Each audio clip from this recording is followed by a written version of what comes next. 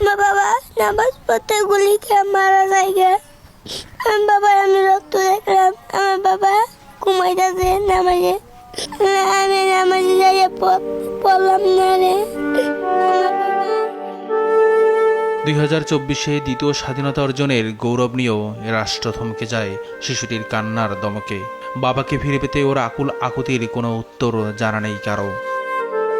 Autorickshaw চালাতেন আমির হোসেন, তাতেই সচ্ছলতা ছিল তার সংসারে। দরকার ছিল না কোনো চাকরির, কোটা থাকা না থাকার কোনো গুরুত্ব ছিল না তার ব্যক্তি বা পারিবারিক জীবনে। দুই ছেলে বড় হবে ইসলামের দীক্ষায়, এটা ছিল আমিরের প্রাণের চাওয়া। যে ছেলে মেয়েদের নিয়েও খুবই স্বপ্ন ছিল যে দুটো ছেলের মাদ্রাসায় পড়াবে, মেয়েরও নিয়ে অনেক স্বপ্ন ছিল, তো সে আশা তখন কোনোভাবেই পূরণ হলো না। আমির আর আন্নি চাকরি করতেন একই গার্মেন্টস কারখানায়। সেখান থেকেই প্রেমের শুরু, বছর না গড়াতেই বিয়ে। একে একে 3 সন্তান আসে ওদের সংসারে। আন্নির জীবন কাটে স্বামী সন্তান নিয়ে ব্যস্ততায়। আমির একাই কাঁধে তুলে নেন সুখের সেই সংসারকে সচল রাখার দায়িত্ব, যে সংসার আজ ঘাতকের বুলেটে অচল। কারণ তো যেভাবে হোক 2 বছর কষ্টে গেছিল, আমার স্বামী ইনকাম কম ছিল, যেভাবে হোক তখন তো আমি বর্তমানে চাকরি করতাম না, আমার হাজবেন্ড চাকরি করে একলাই সংসার চালাতো।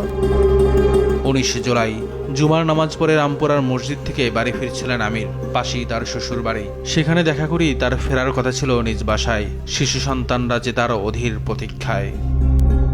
15 মিনিট যায়, আধা ঘন্টা পেরিয়ে যায়, আমির আসে না। আন্নির জীবনকে দুমড়ে মুচড়ে দিয়ে খবর আসে রাস্তায় পড়ে আছে গুলিবিদ্ধ আমিরের রক্তাক্ত শরীর। দুর্ঘটনার কথা আমরা জানতে পারি না, পরে এলাকাবাসীর লোকজন কিছু এসে বলে আমাদের এরকম দুর্ঘটনা ঘটছে। পরে ওনারা বলছিল যে এসে এমন দুর্ঘটনা ঘটছে, উনি তো গুলিবিদ্ধ হয়েছে। পরে ওনারা আমাদের বাসা সবার বের হয়, পরে ওনাকে যে দেখে যে বেটালাফ হাসপাতালে নিয়ে গেছিলো, সেখান থেকে আবার ফেরত নিয়ে আসছে যে গেট পারে মানে যাওয়ার আগে তিনি মারা যায়। আমির হারিয়ে গেছে চিরদিনের জন্য। আন্নি আর তার সন্তানদের জীবন থেকে সেই সাথে হারিয়ে গেছে সব সুখ আর নিরাপত্তা। আরমান, আরিয়ান, আমিনার বাবার বাড়ি আর নেই। মায়ের সাথে ওরাও এখন নানার বাড়িতে আশ্রিত, যে আশ্রয় দেওয়ার ন্যূনতম সাধ্যটুকুও আদতে নেই ওদের নানার।